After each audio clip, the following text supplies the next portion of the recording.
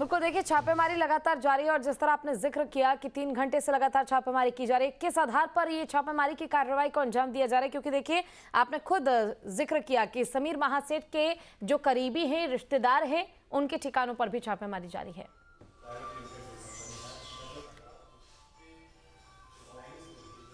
जी बिल्कुल, ये कुछ पिछले कुछ वर्षों से इनकम टैक्स के अधिकारियों को ये शक था कि जितना इन लोगों का इनकम है उस हिसाब से इन लोगों ने टैक्स नहीं दिया है और टैक्स की अनियमितता को देखते हुए इन पर सुबह से भी कार्रवाई की जा रही है, क्योंकि ये हाई प्रोफाइल मामला है। बिहार के उद्योग मंत्री जो खुद एक बहुत बड़े व्यापारी हैं, बिहार के जाने माने व्यापारी हैं, उनका मधुबनी से लेकर के तमाम पटना, मधुबनी, इसके अलावा मुजफ्फरपुर, बहुत जगहों पर इनके व्यापार से जुड़े हुए हैं समीर महासेठ खुद। तो एक तो बिहार के बहुत बड़े व्यापारी हैं, दूसरे की बिहार के उद्योग मंत्री हैं, तो ये अपने आप में हाई प्रोफाइल मामला बन जाता है। और जिस तरीके से समीर महासेठ के जो रिलेटिव हैं, उनके बिजनेस पार्टनर के ठिकानों को जिस तरीके से इनकम टैक्स की टीम खंगाल रही है, सारे कागजातों की जाँच में जुटी हुई है, तो इसको देखते हुए कहा जा सकता है कि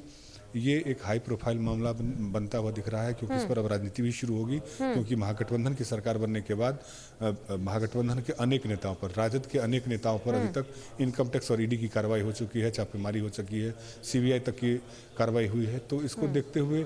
फिर से राजनीति गरमाएगी। लेकिन फिलहाल अभी जो साकार कंस्ट्रक्शन प्राइवेट लिमिटेड के अंदर में जो तमाम इनकम टैक्स के अधिकारी यहाँ अंदर में कागजातों की जांच कर रहे हैं, उनके तरफ से अभी कुछ नहीं कहा जा रहा है कि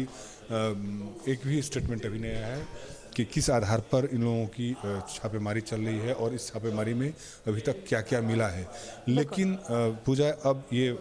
तय हो गया है, क्योंकि उद्योग मंत्री से जुड़ा हुआ मामला है। आरजेडी कोटे के ये मंत्री हैं, इनके पिताजी भी राजकुमार महासेठ थे, जो लालू प्रसाद यादव के मंत्रिमंडल में वो रह चुके हैं, मंत्री भी, पशुपालन मंत्री रह चुके थे। तो एक तो राजनीतिक घराना है, बड़े व्यापारी हैं, राजद कोटे से उद्योग मंत्री हैं, तो इस पर फिर राजनीति शुरू होगी। बिल्कुल, देखिए जिस तरह से आपने जिक्र भी किया, और जब एनडीए की सरकार थी तो खुद आदित्य हमने देखा था कि इतने सरकारी कर्मचारियों के चक्कर नहीं लगते थे जितने अब मंत्रियों के घर पे सरकारी कर्मचारियों या फिर कह लीजिए जो एजेंसियां हैं उनके चक्कर लगने शुरू हो चुके हैं। लेकिन फिलहाल क्या इस मामले को लेकर समीर महासेठ या फिर उनके जो अलग अलग ठिकानों पर छापेमारी की जा रही है, किसी की तरफ से कोई रिएक्शन सामने आया हो?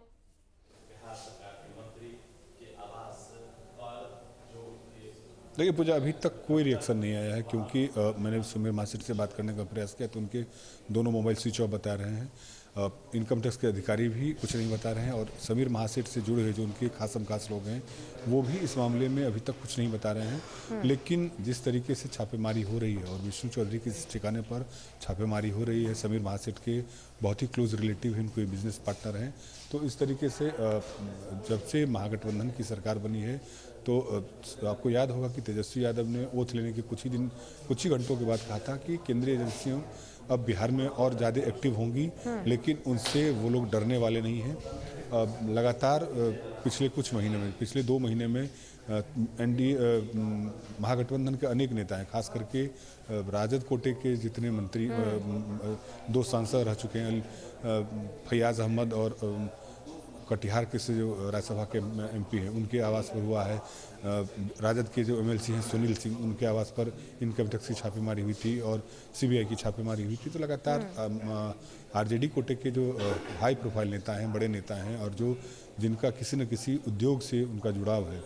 उनको टारगेट किया जा रहा है। और उनके आवास पर वित्तीय अनियमितता को देखते हुए इनकम टैक्स और ईडी की छापेमारी पिछले महीने में हुई थी, और आज जिस तरीके से उद्योग मंत्री के आवास पर और उद्योग मंत्री के जो बहुत ही करीबी हैं उनके ठिकानों पर जिस तरीके से इनकम टैक्स की छापेमारी हो रही है, तो बिहार में एक बार फिर से पॉलिटिक्स और ज़्यादा गरमाने की संभावना है। जी पूजा। बिल्कुल आदित्य, देखिए फिलहाल रिएक्शंस किसी के सामने नहीं आए। अब देखना ये होगा इस मामले को लेकर किस तरह के रिएक्शन सामने आएंगे, और आखिर जिस तरह से सरकारी एजेंसियां लगातार जांच कर रही है, आखिर इसको लेकर अब क्या कहा जाएगा महागठबंधन की ओर से। आपका बहुत बहुत शुक्रिया इस तमाम जानकारी के लिए।